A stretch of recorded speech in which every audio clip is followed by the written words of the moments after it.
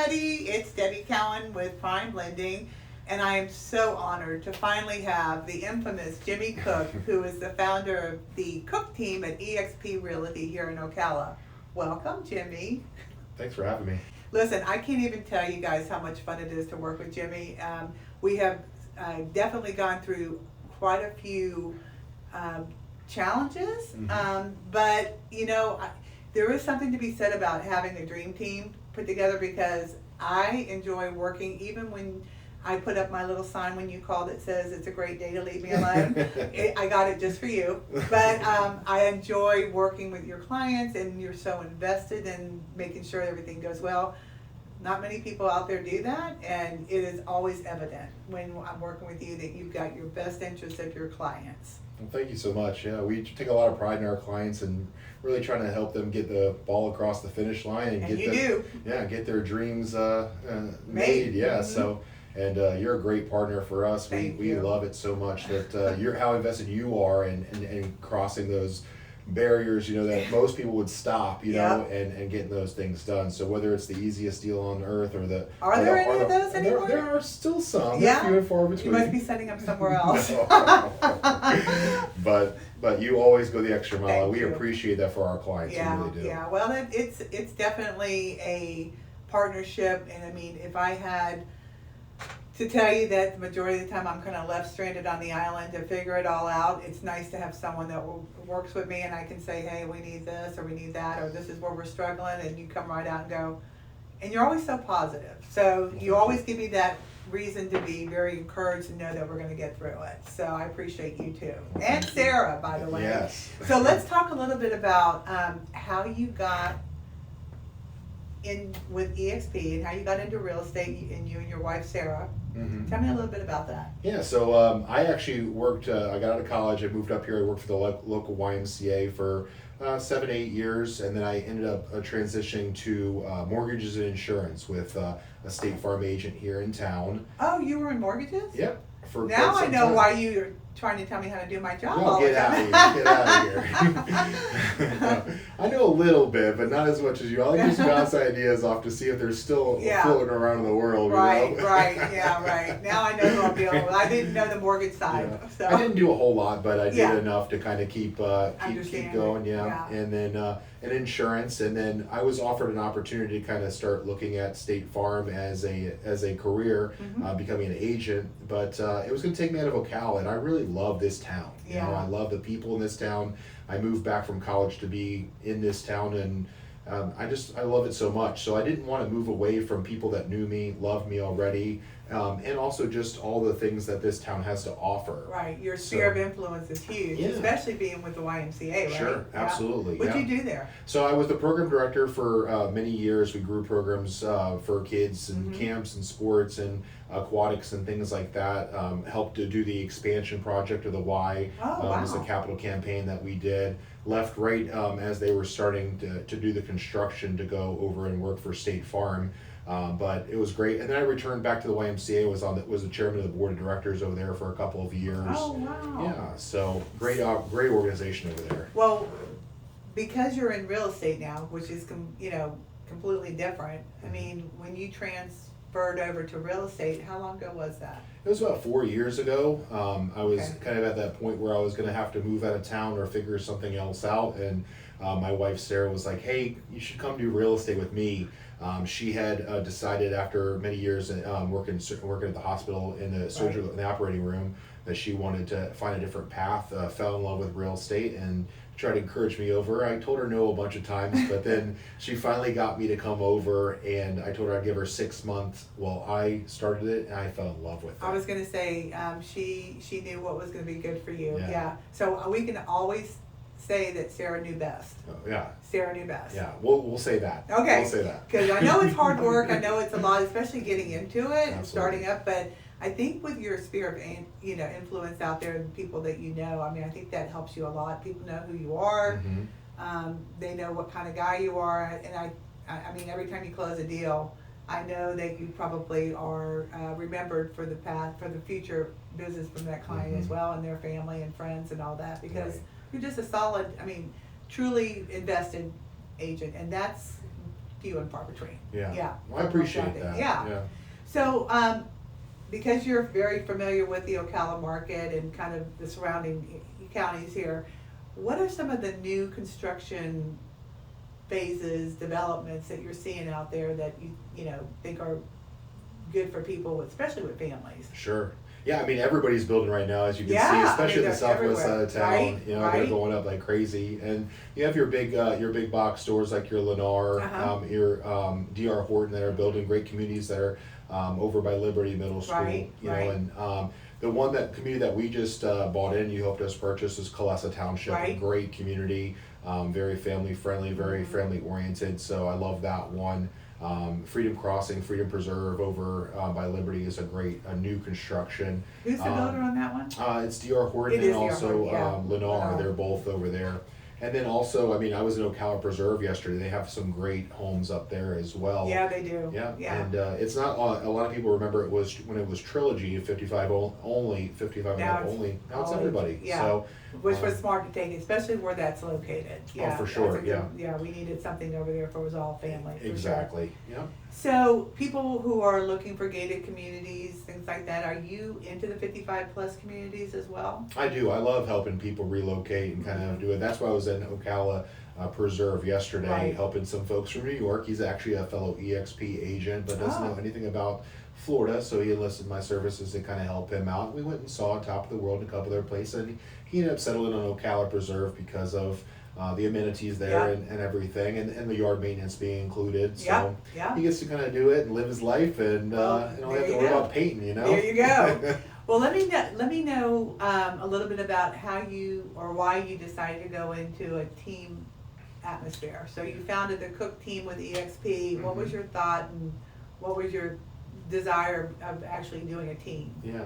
So funny enough, we didn't actually have any thoughts to developing a team. It kind of happened and is continuing to happen organically. Yeah. You know, we started off. A lot of people when Sarah and I kind of got together saw our success when we moved over to EXP, and they kind of were asking the questions, how did you do that? You know, so we started initially just training a couple of people, Right. Close friends, and one girl that we met through just working throughout, and ended up bringing them on board to form a small self-organized group. Right. As those people started having success underneath us, you know, more people came along, Yeah. and then we ended up going into a standardized team. Right. So you like doing the team? I do, you Yeah. know, I'm an educator by kind of thought, you know, Yeah. I love helping our customers understand the process, and I get to extend that over to our agents as Yeah, well, you do. and kind of teach them kind of not only the strategies of sales and how to get the client the best, put the client in the Right. best position, Right. but also help them understand kind of what their position is and how they can be most effectively to help, you know. Yeah. One of the biggest things that we founded our team on was that we want to always do the best and work the hardest for our clients, and then also lead everything with integrity. So Which is huge. it is. In this business, it can be very easy to sway the opposite direction. Mhm. Yeah. Absolutely. But yeah, that is probably, I mean, that's all we have is our integrity, right? Absolutely. Yeah, for sure. So again, because of the Ocala market and you knowing it inside and out, what's a good restaurant that you just absolutely love here? Well, I mean, if you maybe pin it down to one, Okay, well, it would be very hard. Okay, let's because- do three. Yeah, Ocala has so much to offer, you know, so it really depends on what you like, you know. So there's a couple little ones that we've been frequently lately. And one of them is in Bellevue, the Flying Boat Tap Room. It's got great burgers, great Okay. little pita breads. We go there for the hummus. We love that. That is the only thing in life that I hate. Really? I do not eat that stuff. I'll eat all the pita bread, Yeah. but I won't eat that. Yeah. Well, we love it. We You actually love make it it. at home. So, Really? Yeah. But Not my thing. But we love that over there. We go over to Paisano's a lot, you know, for the pizzas. They and have things the like that. best pizzas, right? Yeah. Have you ever been over to Roma's over off of 40th? No. Yeah, that's a really good place too, and they have a lot of gluten-free pizza, but doesn't taste it. Because that's what I get at Paisano's. Yeah, it's awesome. Very cool. But you're pretty close to Paisano's. Yeah. So, yeah. We take our golf cart up there There from you Colessa, go. so it's yeah, nice. yeah, they're very, very good. Yeah. And then I guess if I had to pick a third one, it'd be Harry's downtown. You have to go traditional, So good. You always have a good meal there. The You do. experience is fun. It's loud. So, it is loud. It's loud. I mean, But- you got to go there with a couple of drinks under you. Well, it's, before it's Mardi Gras, so Yeah, you have to feel like know, you're partying, right? every day. And I mean, I can remember back, I won't tell you what year it was, but it was when they used to have live bands there. Okay. Did Cool. Yeah, they used to have That's where live. the stage area was. Mhm. Okay. Yep, that was the Friday night hangout. Okay. Watching the live bands, and it was always classic rock. But that was my place to go to when they had the live bands. I never knew that. Mhm. Very cool. Yeah, it was hard to get around to the restrooms because of the stage. I do remember that part. Uh-huh. But yeah, every time I go in there, I think, oh, I used to sit right over there near the and but yeah, Harry's is one of my favorites too. Well, then it's quieter than it used to be. Well, without the rock and roll, yeah, it's a little quieter. But man, the last time I was in there was, I think it was in January or February, and a bunch of us girls went, and that's the first mistake. You don't go with a bunch of loud women, Uh-huh. we are. But I think we actually got louder than what everybody else was doing, because the waitress kept coming over going, so are you guys almost finished? After about the fourth drink. Right? So yeah, so that's a good place too. Yeah. So how about fine dining? If we go with fine dining, I mean, we've been to Cadia before. We've been to Mark's before. Mhm. So. Yeah, but you're more casual. Yeah, I'm more of a I mean, I'm casual so kind of impressed that you're person. wearing jeans today. I don't Hey, think listen. I've ever seen you wear jeans. It's always shorts. Sometimes I gotta spruce up for you, Debbie. Well, man, I'm impressed. I'm impressed. Now that people are still relocating into Florida and they're bringing their kids, their teens, what are some of the activities you see out there that is available when they're coming in, especially from a more metropolitan area? They're like used to having multiple activities to do, things to keep them entertained. Sure. And I know you have children. Yeah, I do. Yeah, and this is something that I'm very impressed with over the last couple of years that I've seen grow tremendously, because when I was at the Y, we were pretty much one of the only games in town. Yeah. There was I-9 Sports, there was the Y, there was Big Sun Soccer, but outside of that, there wasn't really a whole lot more to do.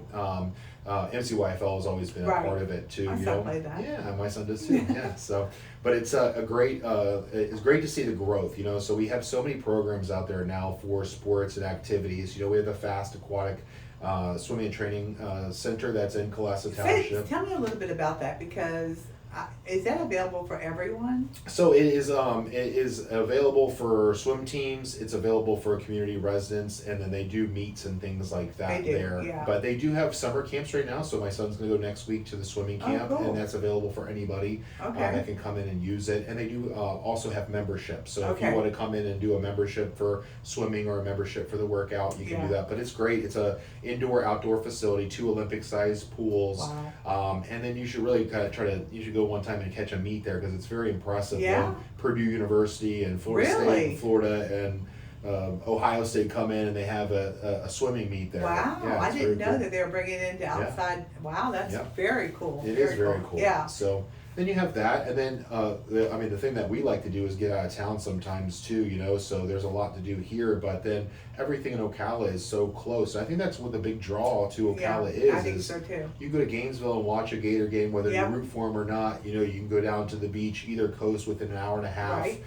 We go to St. Augustine quite often, an hour and 45, and enjoy time up there. So Orlando obviously is an hour and a half away. So the draw, I think, is it's kind of in the center of everything. Where That's the coolest thing about this area, Yeah. is that, and people, I talk to customers all the time, and they're moving here from Ohio or coming from somewhere, and they're like, is there enough to do here? And I Right. said, you are literally an hour and a half away from anything you want to do, Right. whether it's being on the coast or being in Disney World or Right. the amusement or whatever. I said, there's never a lack of things. To the hiking, there's great trails. Even in Colessa, I think Right. they have really good they do. hiking trails there. And it's just a plethora with springs and things like that. Yeah. We don't lack for anything. And that's what I think when people are coming in, and I deal with the families coming in and their kids are like really bummed that they're coming here and they're leaving wherever they were from, and I get it. It's different, but I think within about 3 months, and they understand what's really all available to them. Oh, sure. It's a better life. I shouldn't say better. It's a quality of life for the kids too, and I think it's a great place to raise kids. Mhm. And it's we're still in a small enough mindset here that our kids are very important to us. And I know that when my children were growing up here, it was, this was why I stayed, was because I wanted them to finish school here, wanted them to be in a small town that had, the compassion and things that we don't see in the big cities right now. Yeah. So I think it's a luxury to live in a smaller town with a big town mentality right now. So they're getting a little bit of, both best of the both worlds right Absolutely. now. Yeah. I mean, one of the funniest things the funny and best things for me that happened with our community is like my son, we moved there because we wanted to have that small town feel. Where it was like when we were kids, could run the streets, have fun. And I went over to one of his buddies' houses to check on him and tell him, hey, it's time to come for dinner, because he doesn't pay attention to watch too much. But I mean, you go walk in the room and there's 5 of them sitting on the floor like we used to do when we were kids. And you don't often see that anymore in big cities or things like that you can kind of just ride your bike to your friend's house and enjoy your time and have like-minded parents that will communicate and things like that. And we're so blessed that we have that around us, and that you do. he gets In to that have that particular life. community, I can tell you that's what everybody talks about. It's just the community feel there, and knowing that you can literally tell your kids, which we used to. I was one of them that was, see you later and don't come back till dinner. And you're not worried, and so that's a really good feel. And I think that's a big pull and a draw for folks that are moving here with families too. I think they see that this is wholesome. Not boring, but wholesome. So that's good. So, so where do you see yourself, like in business? I mean, how in the next couple of years? I know. What do you think about the market? What do you think about opportunities, things like that? Yeah, I mean, for us, our goal is always to help as many people as we can achieve their goals. So our goal is never written on a paper of how many houses we want to sell. It's how many people we can impact. I love so that. when we're talking about our goals and kind of helping them understand programs, helping educate the community about the different opportunities, the bond programs, down payment assistance, first-time home buyer, all those kind of different things. To help them get into it, educate them about different areas of the city. You're going to start marketing some of that knowledge? Yeah, absolutely. You're going to put some of that on, So we want to do some of it on YouTube, and we want to do some of it in person classes where people can come and ask questions and enjoy it instead of just watching, So that would be something that we want to accomplish, as for the market. If you ever want to have a first-time buyer's class here, let's do it. Okay. Yeah, I mean that's a big draw for especially people who are trying to figure out, can I do it? Do I have what I need right now? Right. It's a great educational tool, to do a first-time buyer's class for sure. Yeah, and there's so many different opportunities for people that own their home that have equity about how do you leverage that to become a real estate investor. So there's different opportunities for us to educate those folks and help them achieve their goals. If I can have people look back on our team and our impact on their lives 20, 30 years from now and go, man, they really helped us get ahead by investing in that first property or whatever, it'd be a great thing. Our nephew right now, he's 21 years old, and we're trying to get him to buy his first house because he works hard, and I hope that he will, and he'll look back on that and see it. As for the market, I think Ocala is going to continue just to grow, and the conditions of the market, whether it be high interest rates or higher home prices, is all going to be irrelevant to the end goal, which is how do we help people realize the goal of home ownership, So I know I was on a call with you on Monday with you and your team, and one of the things I took away from that was your market analysis, for the listings and all that that's going on in Marion County. I'm sure it was specific to Marion County. It was. Okay. So what do you see it fluctuating much as far as people listing their houses or the buyers? Is it still more that we're listing more and the buyers are scarce, or we have plenty of buyers but we don't have inventory? So I always kind of joke around like it's like going down a crazy raft, on a river. The rapids are getting tough. Everybody kind of pulls off the side. So the last couple of months, we've had more listings than we've had buyers, but it's really started to turn around. I think so too. Yeah, we're starting to see more buyers re-engage. They see that the interest rates are not coming down. They're going to have to get in there. And I mean, personally, from the people I've talked to, they think that the house prices are going to increase once these rates come down. because all these buyers that are kind of On the fence. been stifled for a while because of rates are gonna Yep. re-enter the market. Right, right. So it's a great opportunity now to kind of get out there and take a look Yep. and use some of these programs or find some of these places that will help you, to get in with the lowest cost possible. Right, You know? right. Well, I know there's a lot of buyer incentives now, Mhm. seller incentives now, that's helping it a little bit better for a lot of these clients. I mean, I don't think I've gotten a contract in the last 60 days that doesn't have some seller Mhm. concessions, Mhm. which is a big, plus when when you're dealing with people who are buying their first house, or maybe not even buying their first house, but just need help with the out-of-pocket expense. Yeah. And, to me, that's the biggest challenge today, is really people not having money. Mhm. So we know the economy is tough right now, so we know that they're spending a lot of money, in areas that they weren't before, so that dollar's not going as far. So it's great to know that we're living in a state that has a lot of assistance, that has a lot of products and programs that will, assist them in being able to make that jump into faith, Absolutely. to buy that house. But I do see a lot of seller concessions right now. I know the listings are more right now, but what I've seen recently is, to your point, when I think everyone got their mindset that, okay, feds have been promising all year to drop rates 3 times, right? If I had $1 for every client that said, I'm gonna wait until they start dropping, Right. I would not be sitting here with you right now. But Sure. they, when the last Fed announcement came out last week or the week before, and they said, we're not doing that, we'll be lucky if we get 1 cut this year. Mhm. I think it made everybody kind of adjust their mindset Sure. and go, wait a minute, if they're not coming down, and everything that everybody's telling me, my agents are telling me, my lenders are telling me, buy now and refinance later, Mhm. because we know that the prices of the houses are gonna continue to go up once Sure. those rates come down. Yeah. It is still a very prime market. I mean, I am not, I will say that on a personal level, with on my side of it, it's a little bit more challenging with clients, Mhm. because they are making that decision now. So we're dealing with a lot of first-time buyers that maybe put it on the back burner, and they're gonna continue to rent for a year, and now they've heard this news that, rates aren't gonna change, or Hometown Heroes is coming back out now, Mhm. and all of a sudden they're ready, but their pocketbook's not, but they are. Sure. So I see more of an issue of just, assets. I mean, Sure. it's not even credit anymore, it's not the challenge of credit, it's really, how can we help these clients get into, house, and with this little money down, because that's really where the deficit is Sure. in their savings accounts. Yeah. So I think that, every time I have a conversation with anyone and I do a pre-approval, and I'll call the agent and I'll say, look, they're gonna be solid, but you're gonna have to get seller concessions, so get that, let me work the down payment, do this, do that.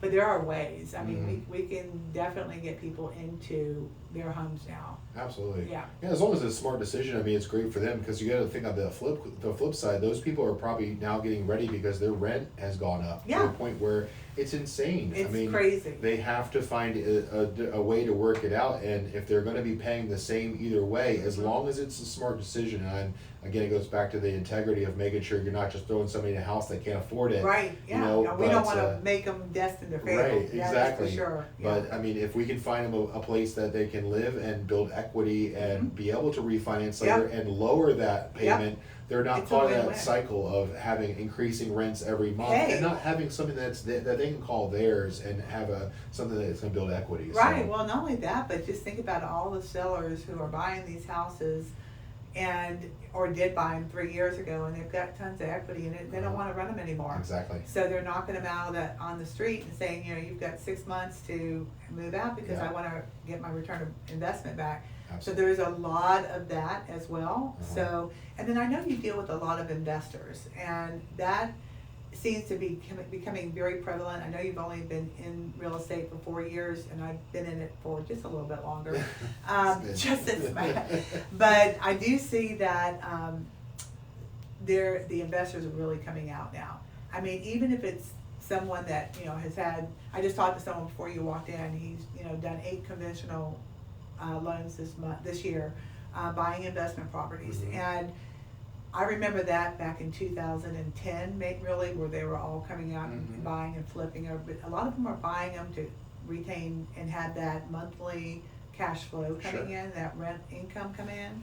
But I see a lot, and I mean, I've got a lot of people who are coming in and talking to me and sitting down and saying, I'm really interested in building generational wealth. Those are the buzzwords right Yeah. now, right? So they want to know, you know, I've got one client that I think is working with Wood, if I'm not mistaken, but they own a house in Calessa, and they bought that house when it was one of the first houses in Calessa.